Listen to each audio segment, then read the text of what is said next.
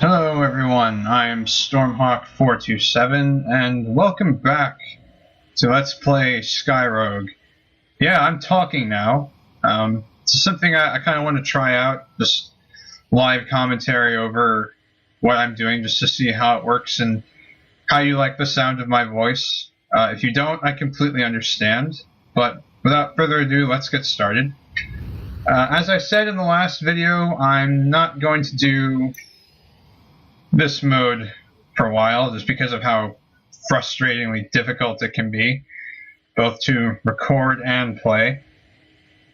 But the game does offer a few other modes. We've got Endless Mode, which is basically hell. We got Free Flight, which just lets you fly any plane that you want in an arena where nobody's trying to kill you. So it's kind of a good way to get used to the flight characteristics of either your favorite airplane or that one that you want to learn how to use. We've got custom missions, which are it's a place where workshop missions get stored into. It's basically custom levels that other people have made. And there's a tutorial, which I might show that off at some point, but not right now. Instead, we're going to do a custom mission. And the mission we're going to go to in particular is Operation Countdown. Now this is an homage to Ace Combat 04. It's the Comona Islands mission. And as you can see, it's the custom Aeros version, so if you have this version of the mission, you can use any modded aircraft that you may have. Like aircraft you got from the Steam Workshop. And we got a little blurb here, which is the exact same it's the exact same thing the briefing officer says in Ace Combat 04, so I'm going to try to read that in a voice that sounds like his. Alright, first, cue operation from Ace Combat 4.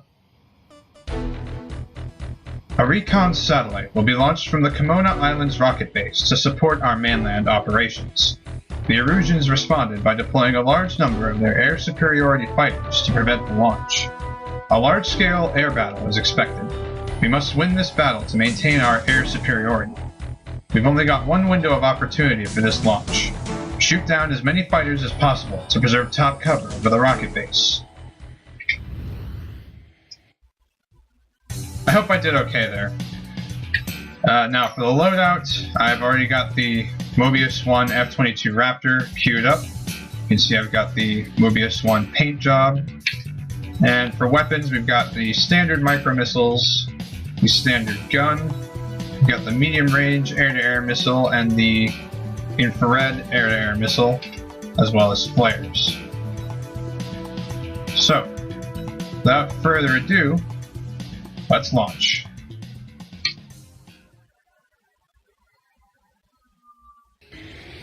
There we go. Now I'm not going to start singing Comona because I'm going to be playing that soundtrack over this. But as you can see, we've got something a little different here. We've got Allied aircraft with us, and we've also got real-world aircraft to go up against. We've got F-18s, we got MiG-29 Fulcrums. At the beginning, I think you can see a couple of Tomcats, and there are a ton of aircraft on screen right now, all flying around, all loaded in. So it's going to be a little bit taxing on my computer just to have everything run at a stable frame rate. It's reading around 20 FPS right now just because of how many aircraft are on screen, but that should improve when we shoot down some aircraft here. Got him down. There he goes. And the F-22 that I've got here actually performs really well, especially when you equip it with those IR missiles. Just give the medium range missiles a try against something that's actually at medium range. Now we got some flankers in the mix. Got Yellow Squadron. Who was it that shot me? See who's responsible for that shot. It's a Raven. Yeah, I love Ace Combat 4. Speaking of Ace Combat, how about that Ace Combat 7 that's coming out in January. Yeah, I'm excited for it. I can't wait. I haven't pre-ordered it though because I already have Ace Combat 5. I don't need it emulated on my PS4. Don't need it, thank you very much. But yeah, Ace Combat 7 looks like it's shaping up to be a really good Ace Combat game. Looks like there's going to be some cool themes about drone warfare, the information age, how dependent the world is on computers and interconnectivity.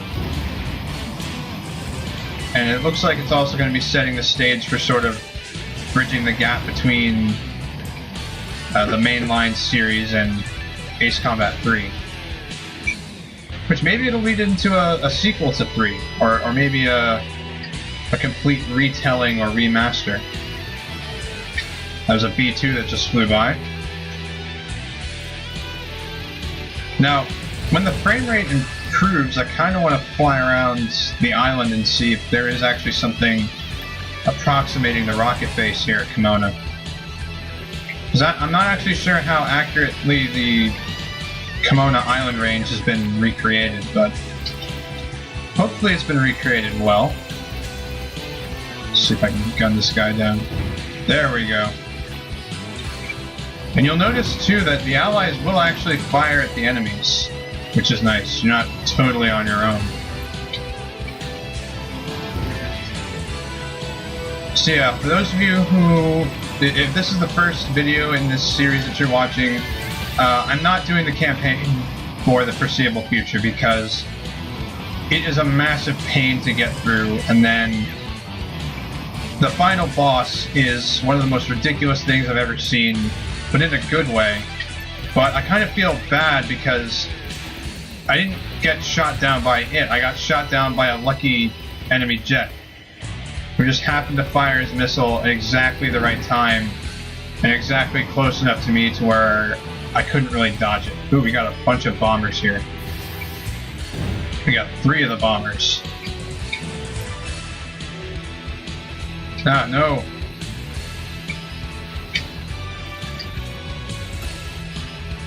Let's try. The IR missiles are basically clams. Although they have a catch, they do have a minimum range, and I think you can only use them from behind, which makes sense.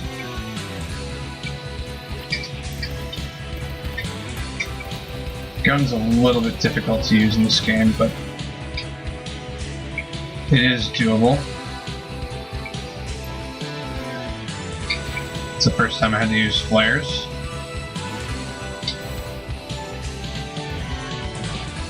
Alright, let's try missiles again. There we go. There they are. There's the buggers that have been shooting at me. They're all hornets. Come on, seriously, you're picking a fight with a raptor? Big mistake, my friends. Erusian bastards.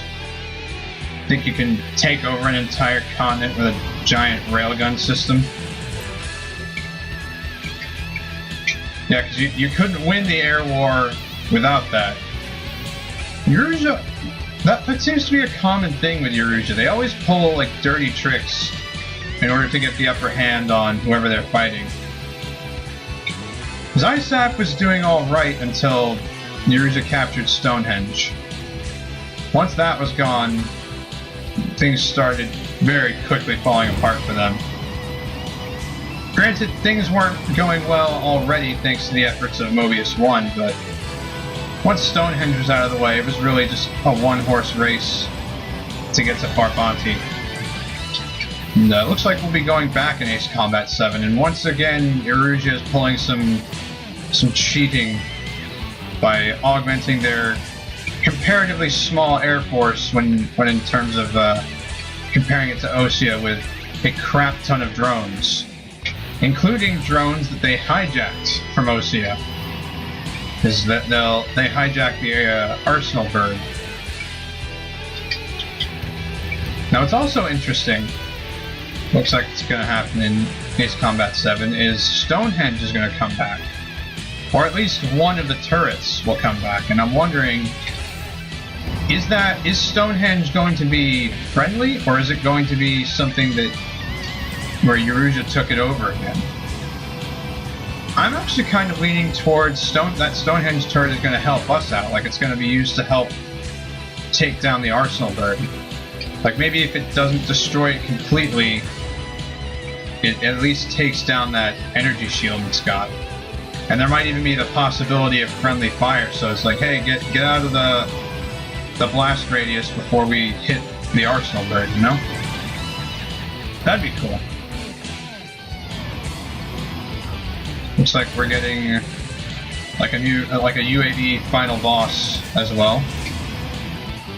And Mihai, the more I see it with Mihai, like the guy who flies the modified Su-Mark 30, or Su-30, the more I'm intrigued.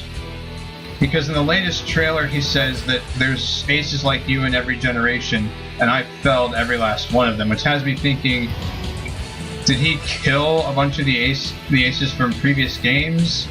Is he talking about entirely different people, or is it a situation where he's fought them all in a simulation or something and come out on top? Like he played a slightly more serious real-world version of the Gauntlet from Ace Combat 0. That'd be kind of cool, but as tragic as it would be, it would also be kind of cool if he actually did shoot down like Mobius 1 and Galm and Garuda. This guy's just been all over the world, taking down all the hero aces from the previous games, because Aruja knows how deadly a single skilled pilot can be.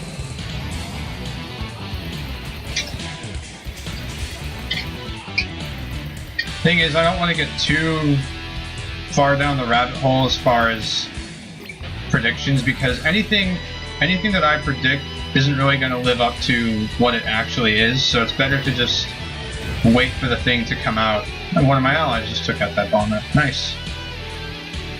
But yeah, it's actually better just to wait for whatever thing you're excited for to come out before you hype it up too much and then you end up being disappointed. I've had that experience a couple times.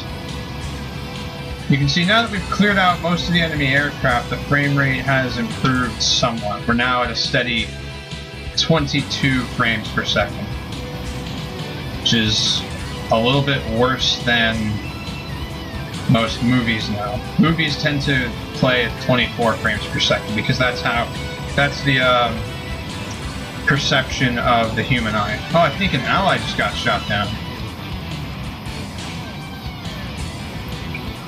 Yeah, let's see, we got one more B2.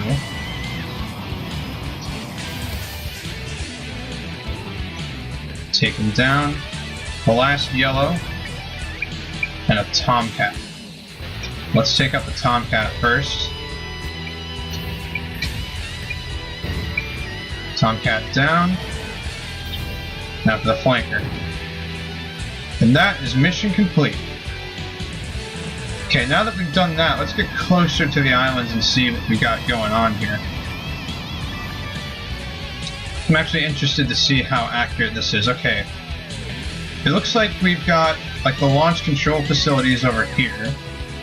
And I'm guessing these buildings, like the X-Lab and the Radome and the factory, are supposed to represent like the launch facility. So that's pretty decent. And we got more bunkers over here as facilities. Oh, they've all got the Mobius emblem on them, just like the plane. That's pretty cool. You can see the emblem on my wings there.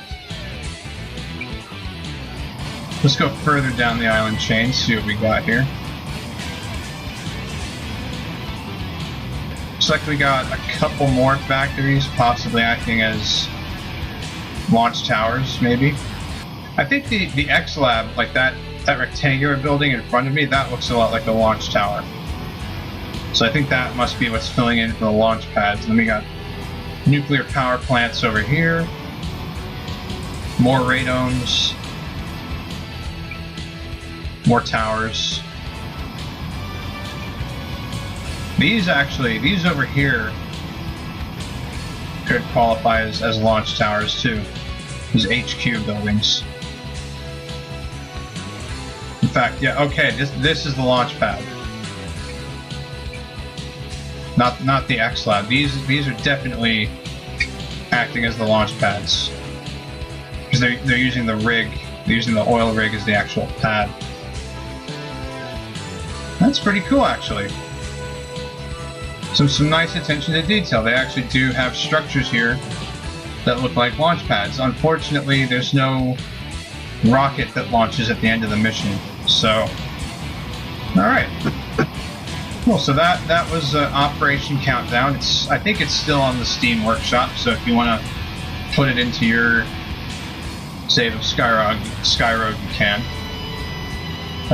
It's not my mission. Somebody else made this mission. I'll have the author in the description for the video to give them proper credit.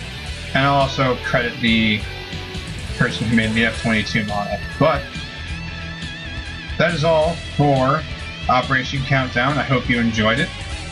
And I will see you in the next video where we'll head over to the Lilat system. This has been Stormhawk 427. Thank you, and stay tuned.